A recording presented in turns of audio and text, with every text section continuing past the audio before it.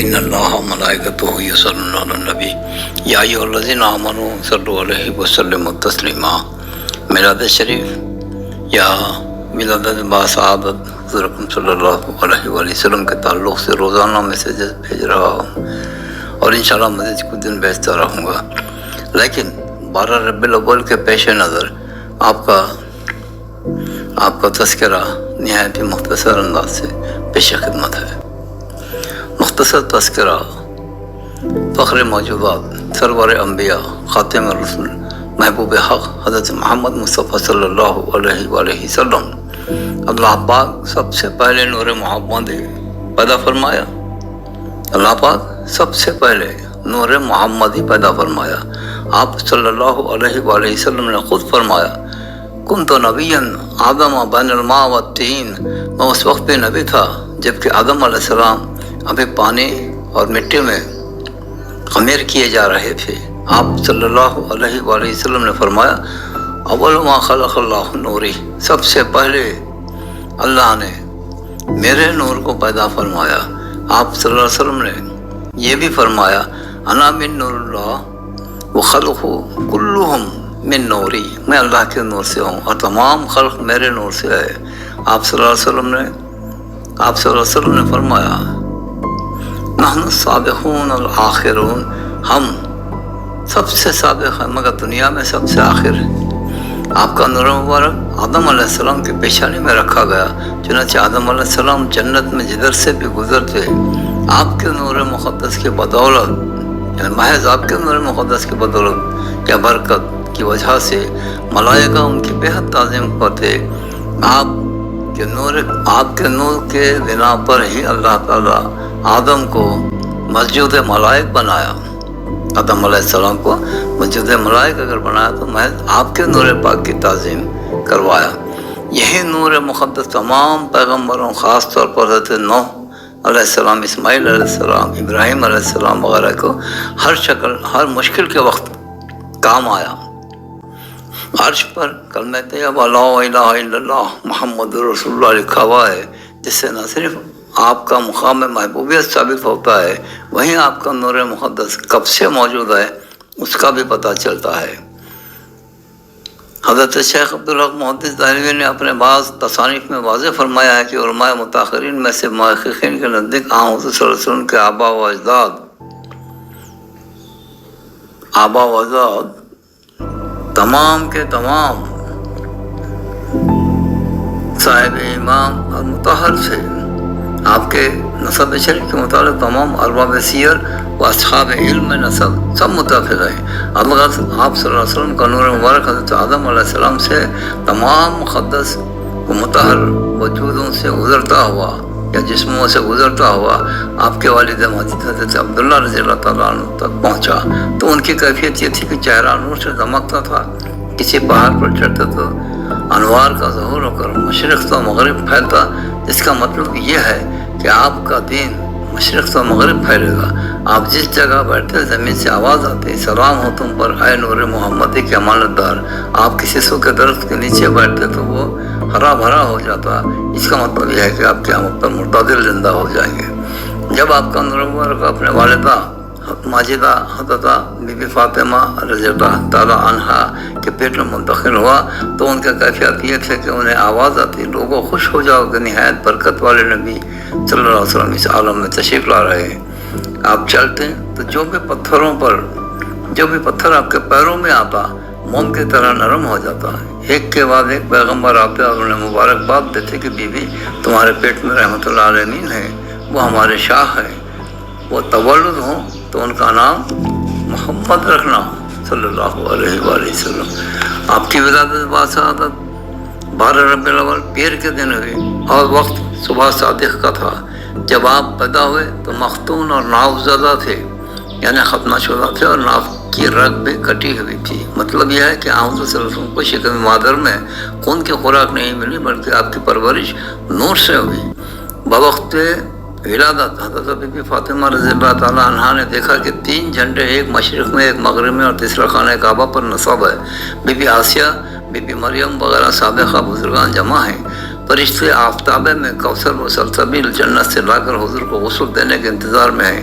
Be be آمینہ رضی اللہ تعالیٰ عنہ نے فرمایا جب آپ صلی اللہ علیہ وسلم تولد ہوئے تو سر سجدے میں تھا اور شہادت کی انگلی اٹھی ہوئی تھی اور آپ امتی امتی فرما رہے تھے۔ حضرت عبد المطلب رضی اللہ تعالیٰ عنہ نے فرمایا میں نے دیکھا کہ کعبہ جھک گیا تھا، گویا سجدہ کر رہا ہے، اور انہوں نے کعبے سے آواز سنی کہ محمد کے پیدا ہونے پر میرا رب مجھ کو بتوں کی نجاست و مشرکین کے نجس اعتقادات سے پاک فرما دے گا۔ آپ کا رنگ گندمی مائل و سفیدی، پیشانی کشادہ، ابرو باریک و کشادہ، سیاہ بزرگ چشم، مچگان دراز، بلند پیشانی، کشادہ دندان، نمکین رخسار، گول ریش مقدس، دراز دست و انگشت، کشادہ قدم تھے، سینے سے ناپ تک بالوں کی ایک لکیر تھی، سینہ کوہنیوں پنڈلیوں پر بال تھے۔ آپ صلی اللہ علیہ وسلم کے کندھوں کے درمیان خدرے دائیں کندھے کی طرف ایک گوشت پارا ابھرا ہوا تھا جس پر محمد رسول اللہ لکھا ہوا تھا، اس کو مہر نبوت کہتے ہیں۔ 25 سال کی عمر میں آپ کا نکاح ام المومنین حضرت ابی خدۃ الکبریٰ رضی اللہ تعالیٰ عنہ سے ہوا اور حضرت ابو طالب رضی اللہ عنہ نے خطبہ نکاح پڑھایا۔ بی بی خدیجہ کے وطن سے 2 فرزندان اور 4 دختران تولد ہوئے اور بعد میں حضرت ماریہ قبطیہ کے وطن سے 1 صاحبزادہ تولد ہوئے۔ تمام صاحبزادے صغیر سنی میں وصال فرما گئے۔ ایک فضائل آپ کے فضائل معجزات خرافات و خصائص بے شمار ہیں، چند ایک پیش ہیں۔ ایک مرتبہ جبرائیل علیہ السلام نے آپ سے عرض کیا یا رسول اللہ پروردگار عالم فرماتا ہے کہ آپ اس کے محبوب ہو، کوئی مخلوق آپ سے زیادہ اس کے نزدیک عزت دار نہیں۔ تمام مخلوقات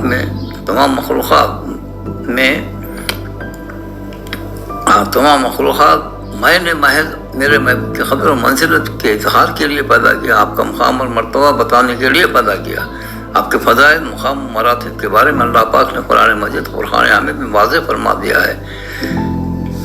اللہ بے نیاز ہے مگر وہ بھی اپنے محبوب کے ذکر میں شب و روز مشغول ہے، اور فرشتوں اور تمام صاحب ایمان کو حکم دیتا ہے کہ تم بھی میرے محبوب پر درود اور سلام بھیجتے رہو۔ آپ سراپا نور ہیں، اس لیے آپ کا سایہ نہ تھا۔ آپ کے نور مقدس ہی سے تمام انبیاء اور اولیاء روشن ہوئے اور تا قیامت روشن ہوتے رہیں گے۔ آپ کے نور مقدس ہی سے سب نے اللہ کو حقیقت میں جانا اور پہچانا۔ آپ تمام مخلوقات میں سب سے افضل، امام الانبیاء رحمۃ اللہ علیہ، رحمۃ اللہ شقین، والی شفاعت کبریٰ، صاحب مقام محمود، ساقی کوثر، اعلیٰ ترین اخلاق و کردار اور تمام خوبیوں و اوصاف کا مجموعہ ہے۔ آپ کے معجزات اور خرافات بے شمار ہیں اور بیشتر کتب سیر میں درج ہیں، جن میں سے صرف چند پیش ہیں۔ آپ صلی اللہ علیہ وآلہ وسلم انگلی کے اشارے سے چاند کے 2 ٹکڑے فرمایا، آپ پر قرآن پاک نازل ہوا۔ آپ کا زندہ و پائندہ معجزہ یہ ہے کہ تا قیامت اس میں کسی قسم کا نشیب و فراز نہیں ہوگا۔ درخت کو بلانے پر وہ زمین کو چیرتا ہوا آپ کے قدموں میں آ گیا۔ واقعہ معراج واقع ہوا جس میں آپ نے اللہ کا دیدار فرمایا، اللہ سے روبرو بات چیت کی، نزول وحی ہوا، آپ کے کرم سے بے شمار بیماروں کو شفا حاصل ہوئی۔ تھوڑے سے پکوان میں اس قدر برکت ہوئی کہ ہزارہ لوگوں نے کھایا۔ آپ جس زبان میں چاہتے بات فرماتے، آپ پرندوں چرندوں درندوں کی بولیاں بھی سمجھتے اور جانتے تھے۔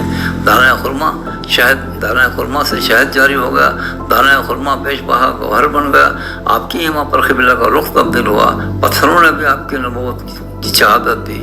آپ کی عادت تھی کہ نماز کے وقت مسواک فرماتے، تلاوت کلام پاک کے وقت آپ پر کریا طاری ہوتا، قرآن پڑھنے والوں کو بہت چاہتے، لوگوں کو قرآن پڑھنے اور سننے کی تلقین فرماتے، ہمیشہ باوضو رہتے اور ہر نماز کے لیے نیا وضو فرماتے، فقراء غرباء یتامیٰ مساکین کو دوست رکھتے، سب کے ساتھ تواضع کے ساتھ پیش آتے، اپنے اور دوسروں کے لیے بازار سے سودا خرید کر لاتے اور گھر تک پہنچاتے، گندم اور جو فقراء کے لیے اپنے ہاتھوں سے بیچتے، ہمسایوں کی تعظیم فرماتے اور شفقت سے پیش آتے، رنج ہو یا راحت حق تعالیٰ کا شکر ادا فرماتے، ہمیشہ ریاضت و مجاہدے میں زندگی بسر فرماتے، 3 یا 4 یوم کے فاقے کے باوجود کسی پر بھی اپنی کیفیت ظاہر نہیں فرماتے اور صبر فرماتے۔ جب طعام میسر ہوتا تو فقراء کے ساتھ مل کر کھاتے، شدید بھوک میں بھی صرف 7 لقمے تناول فرماتے اور کسی صورت میں بھی 9 سے زیادہ لقمے نہیں کھاتے، پرانے کپڑے سے وطن فرماتے، نیا کپڑا ملتا یا پہنتے تو کسی غریب کو عنایت فرما دیتے۔ اللہ پاک قرآن مجید فرقان حمید پارہ 11 رکوع 6 سورہ یونس میں ارشاد فرمایا، آپ کہہ دیجیے کہ لوگوں کو خدا کے اس انعام اور رحمت پر خوش ہونا چاہیے، یعنی آپ کی ولادت پر جشن منانا چاہیے، لہذا جشن یا خوشی منانے کے قابل کوئی چیز ہے تو وہ آپ کی ولادت باسعادت ہے، جس پر بے حد خوشی منانا چاہیے۔ اسی بارے میں اللہ تعالیٰ فرماتا ہے آپ کی نعمت دنیا کی ان تمام نعمتوں سے افضل ہے جن پر تمام خوش ہوتے ہیں۔ ایک اور جگہ آپ باری تعالیٰ یعنی پارہ 28 رکوع 1 سورہ جمعہ میں فرماتا ہے یہ نبی ایسے ہیں کہ آیات تلاوت فرماتے ہیں، ظاہری و باطنی نجاستوں سے تمہیں پاک کرتے ہیں، حکمت کی باتیں سکھلاتے ہیں۔ آپ صرف اس عالم کے لیے نہیں تمام عالمین کے لیے رحمت ہے۔ وما ارسلناک الا رحمۃ للعالمین۔ آپ کس قدر رحیم و کریم ہیں کہ آپ کے ظہور سے پہلے جب آپ بشکل نور تھے باری تعالیٰ سے اپنی امت کے تقصیرات کی معافی کے لیے اللہ تعالیٰ سے دعا مانگی، جس پر اللہ تعالیٰ نے فرمایا آپ کی امت کے لیے اتنا کچھ دوں گا کہ اے میرے محبوب آپ خوش ہو جاؤ گے۔ سورہ وضحا پارہ 30 رکوع 1۔ امت سے محبت کا یہ حال تھا کہ ولادت تا وصال امتی امتی فرماتے۔ اگر آپ کے احسانات و عنایت امت پر بے شمار تھے، ہیں اور رہیں گے، اور امت اس پر کس قدر بھی شکریہ ادا کرے تو کم ہے۔ ہم کو چاہیے کہ آپ کی اطاعت گزاری، تابعداری، دل سے تعظیم اور ہر ایک سے یہاں تک کہ اپنی جان سے بڑھ کر آپ سے محبت لازمی جانیں۔ اس کے بعد ہی ہم کامل الایمان ہوں گے۔ محبت کی خاص علامت یہ ہے کہ محبوب جن سے محبت کریں ہم بھی ان سے محبت کریں اور تمام عمر اپنے محبوب کی مرضی کے تحت گزاریں۔ لہذا ہم کو چاہیے کہ آپ صلی اللہ علیہ وسلم کے ساتھ ساتھ اہل بیت اطہار، صحابہ کرام، اولیاء اللہ سے بھی محبت اور ان کے تعظیم میں کوئی کسر نہ رکھیں۔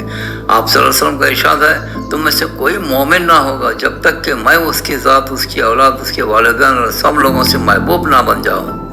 یاد رکھو بغیر ایمان کے تمام اعمال صالحہ بیکار ہیں اور سب ضائع ہو جاتے ہیں۔ شب میلاد کا تعلق ایمان سے ہے اور ایمان کے 2 جز ہیں۔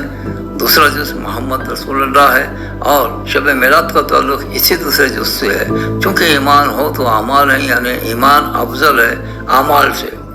شب میلاد کا تعلق ایمان سے ہے اور شب قدر کا تعلق اعمال سے ہے، اس لیے شب میلاد شب قدر سے بلا شبہ افضل ہے۔ شب میلاد انعام و اکرام اور بارش انوار کی رات ہے اور وہ بھی بلا کسی محنت و مشقت کے۔ میں آخر میں پھر ایک بار کہتا ہوں کہ آپ صلی اللہ علیہ وسلم سے دیوانہ وار محبت کرو، دیوانہ مار محبت کرو، دیوانہ وار محبت کرو، تمام اوروں سے جلدی اللہ کے محبوب بن جاؤ گے۔ وما علینا الا البلاغ۔ مرزا چشتی صابری نظام۔